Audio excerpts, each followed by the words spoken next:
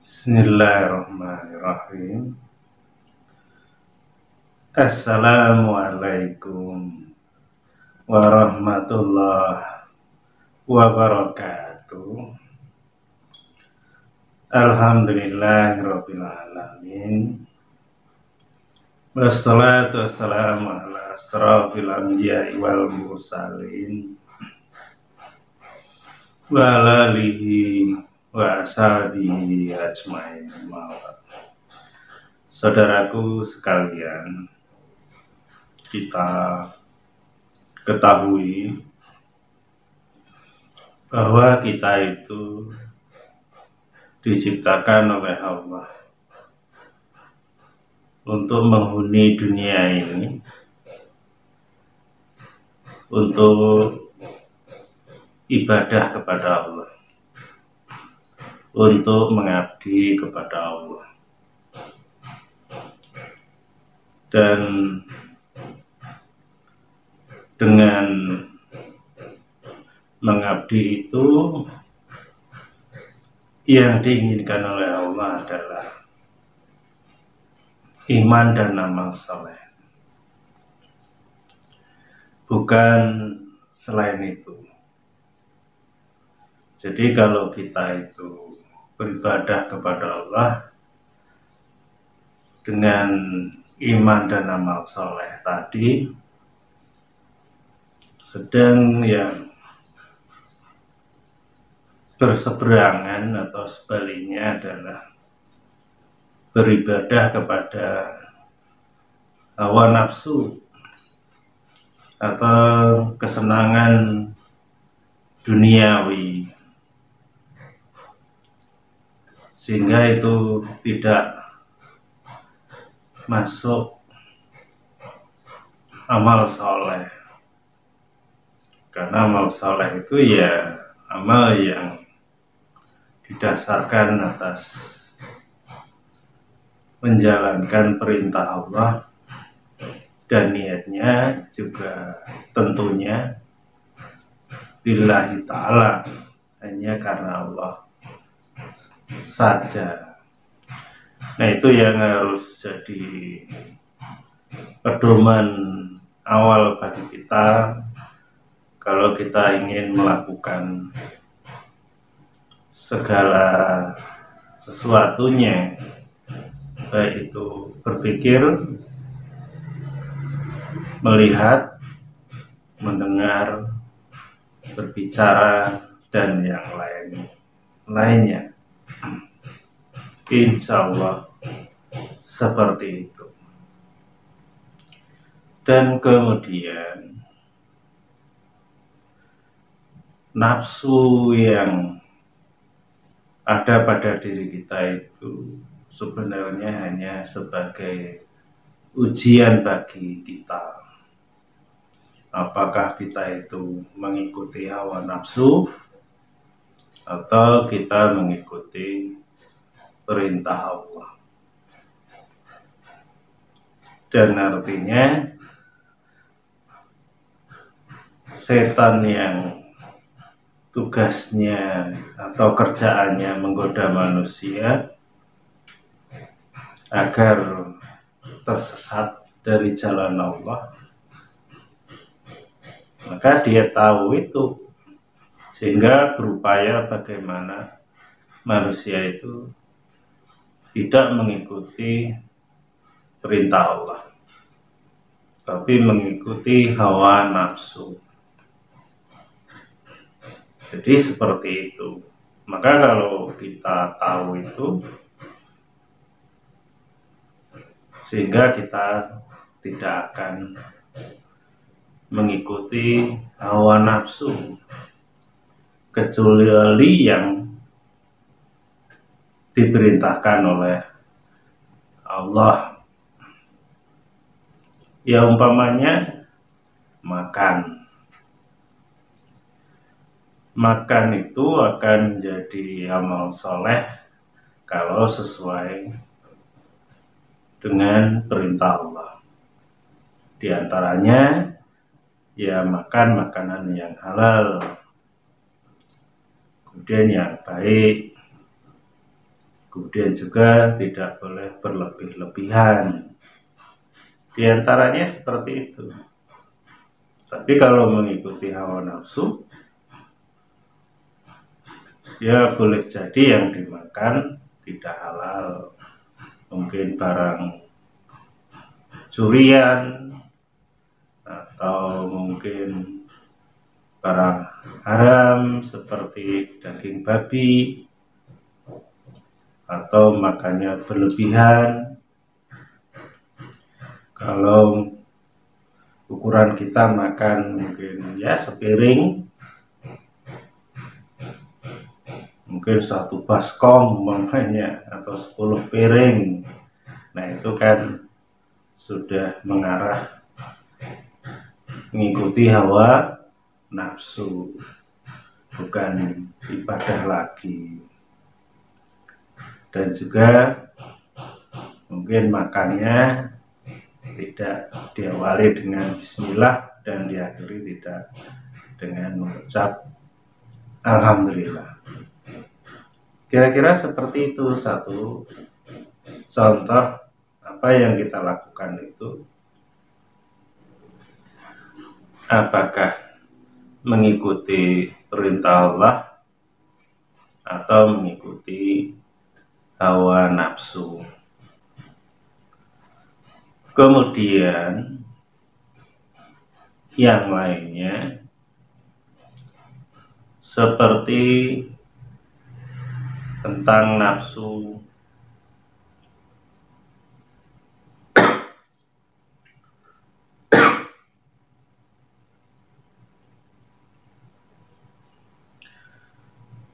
kemudian yang lainnya, Allah itu menginginkan kita itu melakukan sesuatu yang dinilai adalah kualitas, dan kualitas itu terkait dengan ketakwaan sesuai dengan firman Allah yang berbunyi inna akramakum indallahi atqakum. Sesungguhnya yang paling mulia di antara kamu sekalian itu di sisi Allah adalah orang yang paling takwa di antara kamu sekalian. Ayat itu bisa kita ambil pengertian bahwa yang dilihat oleh Allah adalah kualitas ketakwaan. Jadi bukan kuantitas atau banyaknya ataupun prestasi yang lainnya. Tapi ya itu tadi, ketika setan tahu apa tujuan Allah menciptakan manusia tadi, dan juga tahu bahwa manusia diuji dengan diberi hawa nafsu, sehingga bagaimana caranya setan itu berusaha manusia itu mengikuti hawa nafsu, bukan mengikuti perintah Allah atau mengikuti apa yang diinginkan oleh Allah. Ya seperti contoh terkait ayat tadi, bahwa Allah itu menginginkan orang itu dari sisi ketakwaan, maka setan berupaya agar manusia itu melakukan atau menyenangi dari sisi yang lain, yaitu dari sisi hawa nafsu. Dan itu akan nampak diantaranya yang mengarah menyenangi hawa nafsu, yang bukan dinilai dari kualitas ketakwaan. Umpamanya punya anak, dia akan membanggakan anaknya itu umpamanya juara kelas, pinter nyanyi, pinter olahraga, atau bangga karena anaknya cantik atau tampan, atau yang lainnya, yang intinya mengarah selain ketakwaan. Itu yang terjadi dalam hal berorganisasi atau kelompok juga seperti itu. Yang dibanggakan mungkin banyaknya, besarnya, terus punya ini dan itu paling heboh istilahnya, atau paling lurus, paling benar, paling tua, atau yang lainnya, tapi tidak dalam arti kualitas ketakwaan.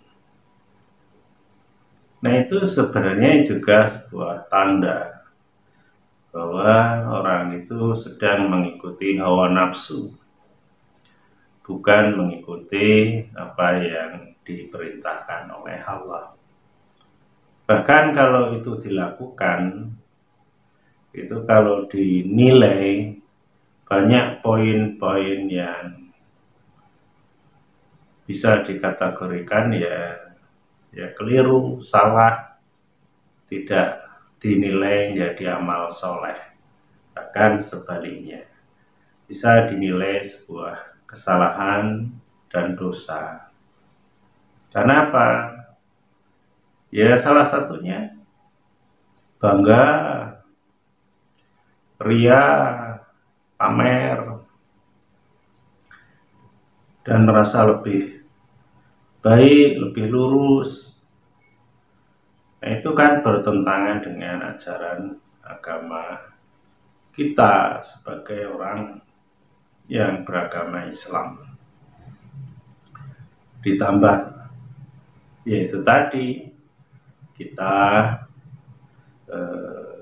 membanggakan sesuatu yang sebenarnya bukan yang diinginkan oleh Allah. Yang seharusnya yang kita senangi, yang seharusnya kita syukuri, kalau kita itu bisa melakukan sebuah ketakwaan atau amal soleh, walaupun sederhana dan tidak perlu juga dipamer-pamerkan. Seharusnya seperti itu. Tapi kalau kita tidak paham, sehingga ya bisa tanpa sadar tadi bertahun-tahun, seumur hidup boleh jadi melakukan hal yang keliru, selalu membanggakan, menyombongkan, memamerkan kelebihan, kebaikan, entah dirinya, entah itu keluarganya, entah itu organisasinya, entah itu kelompoknya.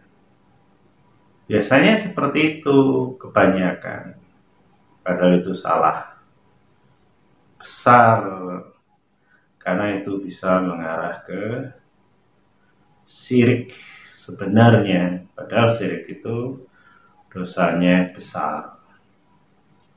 Kenapa bisa dikatakan syirik? Ya memang ada ayatnya. Ditambah lagi, kalau kita pahami ya memang benar seperti itu.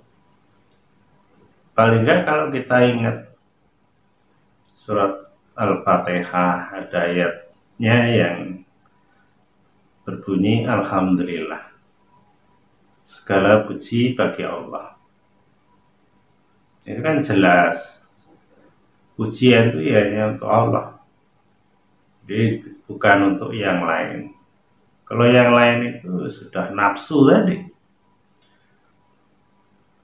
yaitu anak saya begini, rombongan saya, golongan saya, pemahaman saya, puji-puji, entah itu hon, atau mengharap pujian dari orang lain, ataupun ujub. Ujub itu kan bangga atau memuji dirinya sendiri dalam hatinya. Itu yang bahaya sebenarnya, dan itu menyembah selain Allah. Salah satu menyembah itu kan ya memuji, itu kan ibadah, menyembah itu. Nah, harusnya kan memuji Allah, bukan memuji kelompok atau dirinya sendiri. Nah, ini yang harus kita ketahui. Dan kalau kita belajar dari para nabi yang tertulis di dalam Al-Quran, itu kan sebenarnya ya pelajaran, petunjuk bagi kita. Ya, contohnya Nabi Isa alaihi salam. Ya, muridnya tidak banyak, dan bahkan Nabi dikejar-kejar dan dibunuh,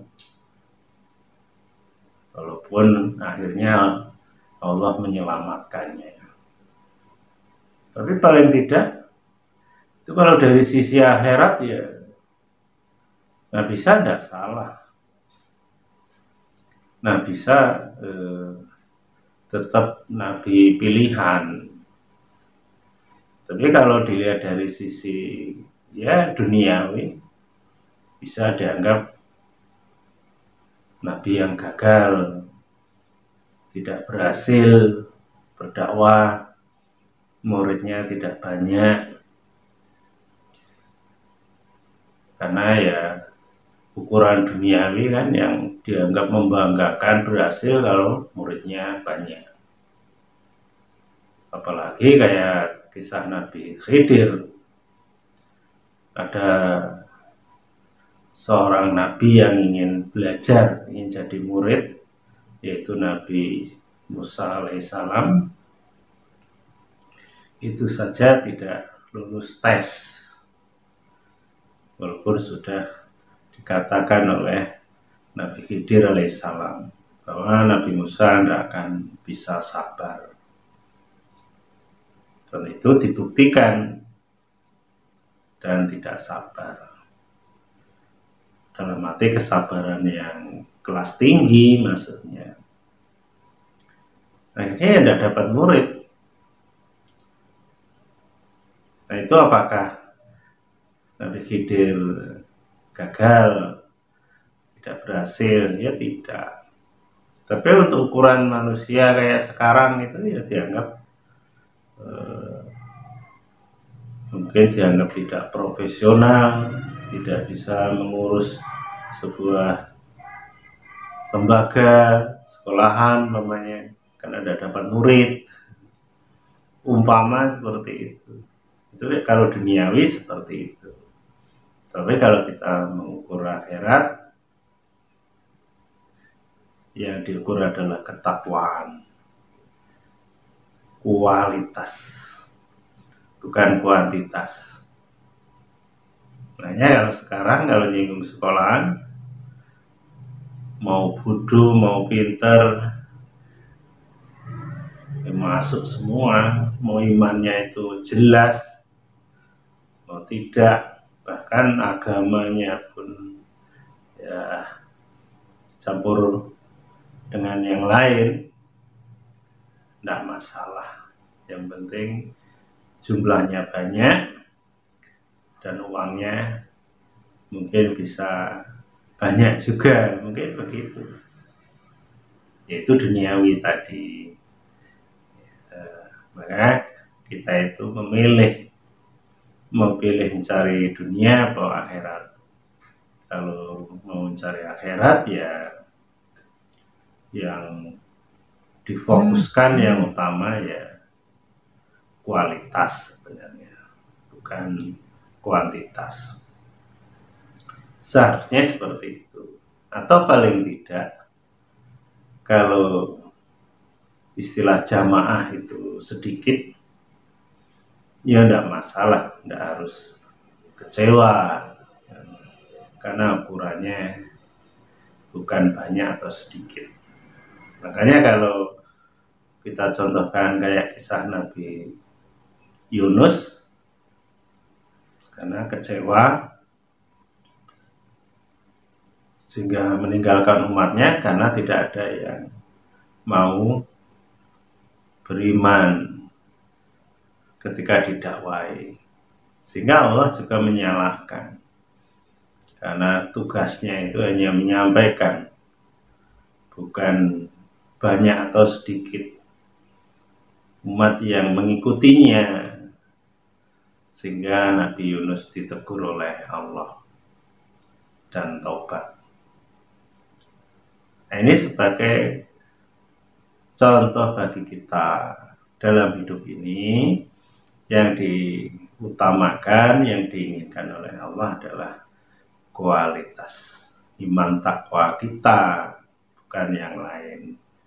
Sehingga kalau yang lain itu tidak terpenuhi seperti yang diinginkan oleh hawa nafsu, ya tidak usah marah atau kecewa, tidak usah, karena itu nafsu. Kalau kita itu kecewa atau marah, berarti kita itu ya mengikuti hawa nafsu berarti selama ini. Kalau mengikuti Allah kan tidak demikian. Jadi itu yang harus kita pahami, sehingga hidup ini kaya ya alhamdulillah, tidak kaya ya tetap memuji Allah alhamdulillah, karena itu bukan ukuran. Dan ini juga kita harus hati-hati untuk menilai sebuah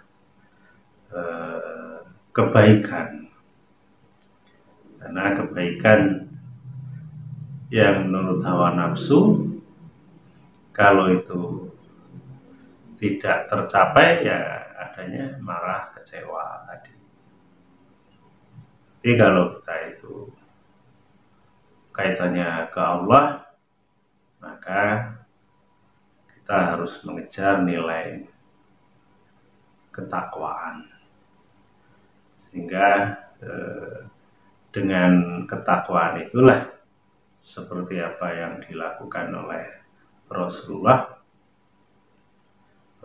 dengan hidup yang bersahaja, sederhana, dan dia tidak tergiur oleh raja-raja yang belum beriman, yang bergelimang harta, karena ukurannya ya ketakwaan tadi, bukan kesenangan duniawi.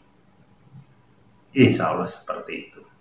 Itu saja yang saat ini bisa saya sampaikan. Mudah-mudahan ini bermanfaat.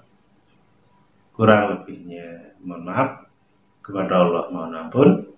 Akhirul kalam. Assalamualaikum warahmatullahi wabarakatuh.